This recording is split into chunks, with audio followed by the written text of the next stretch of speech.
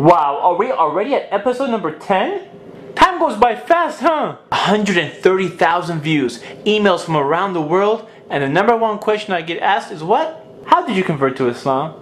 Well, it's a long story, so I'll give you the short version of it. Here it goes. Before Islam, I used to hang around with people who were into really bad stuff. I mean, really bad stuff. When I come to think of it, I didn't have the best choice of friends. Man, these guys were a bunch of characters. Here are some of the characters I remember. The con artist. Hey, Ali, how's it going, baby? How's it going? I want to ask you a quick question. That book you have in your hand, how much did you buy that for? $25. Not bad, not bad. I can sell it for 30. Yes, 30. And I'll give you 15. Huh? We got a deal? Come on! Okay, I'll give you 20. The crazy guy.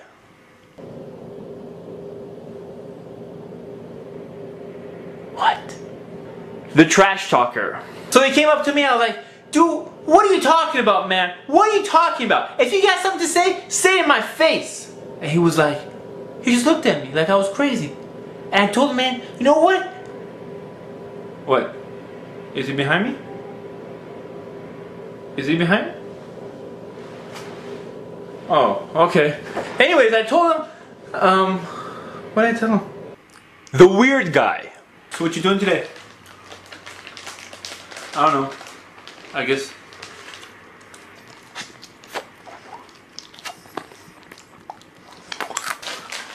I'm sorry, did you want some?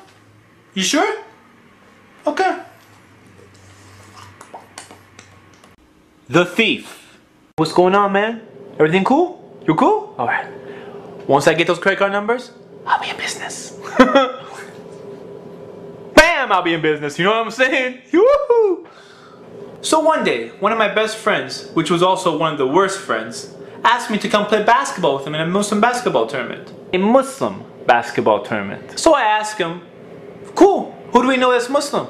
He tells me he's Muslim. You're Muslim? Mr. Illegal? Mr. I just got arrested? Mr. Let me teach you how to cheat in school? Mr. Hey, look at that girl over there? You're Muslim? You're Muslim?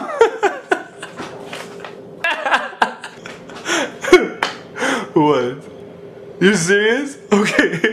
I'm sorry, man. I'm sorry. I'm just sorry. Okay. It's out of me. Muslim. You're not Muslim. Who are you kidding, man?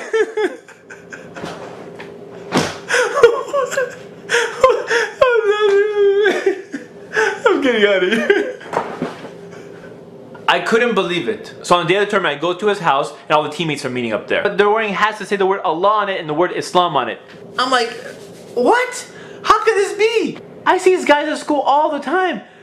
I have like no idea these guys were Muslim. Zero. With all the stuff I see these people do, I didn't think they had any association with any religion. So we went to the tournament, and when it came for a time for prayer, my team walked out. Yes, they said, let's go chill outside. I'm like, chill? Don't you guys go pray like 5 times a day? No, man, it's cool. We're gonna go chill outside. And judging by their actions, I thought Islam was some type of cultural thing. So of course, after seeing the way these people were Muslims, I had no interest into looking into Islam. Did I become Muslim after seeing these guys? No. As time went on, I noticed more and more of my friends were getting me into trouble. I guess this is what happens when you have bad friends around you. Sometimes you don't even look for trouble, but trouble seems to find you. One guy got arrested, the other one's in trial, and bam, I get shot at. Twice. And what religion am I practicing?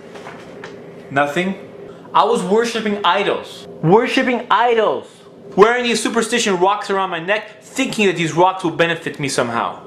But they didn't. I was lost in a world of jahiliyyah, a world of ignorance. Islam was never given to me, so I had no idea what it was. Eventually, I realized that these idols didn't benefit me. So one day, I decided to search for the truth. I told myself if I find it, I will change my life.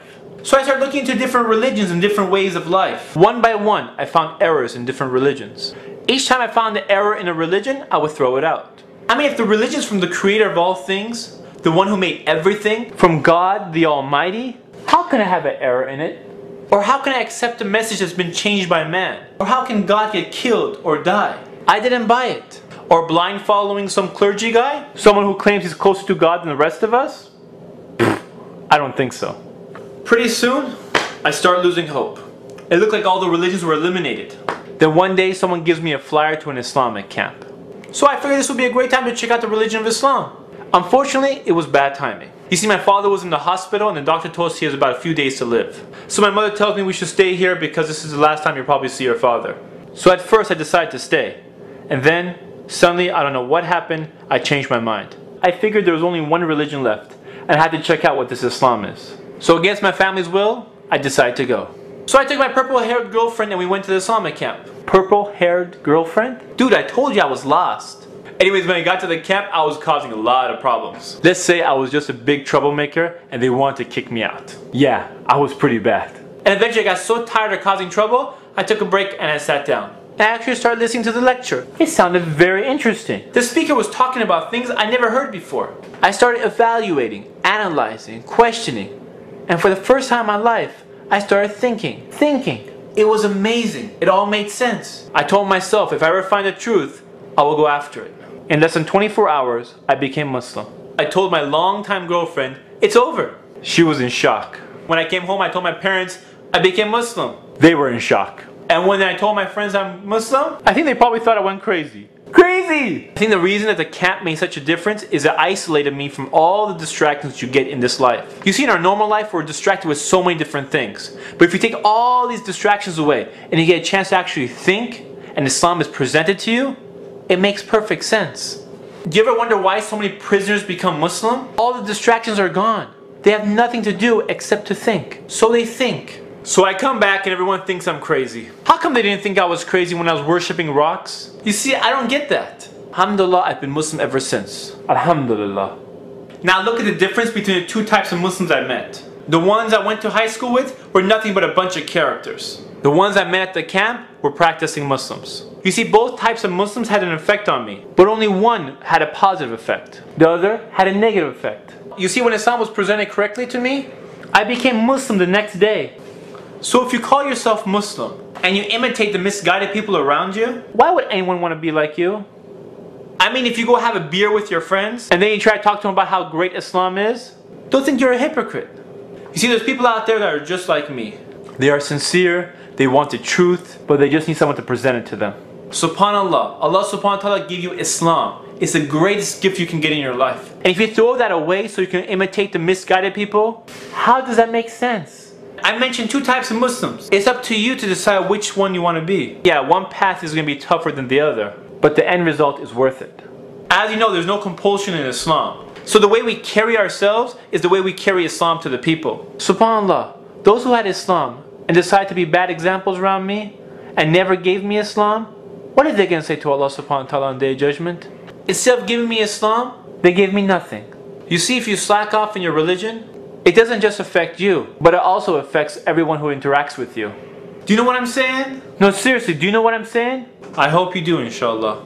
This is Ali reminding you just in case you forgot. This is Ali reminding you just in case you forgot.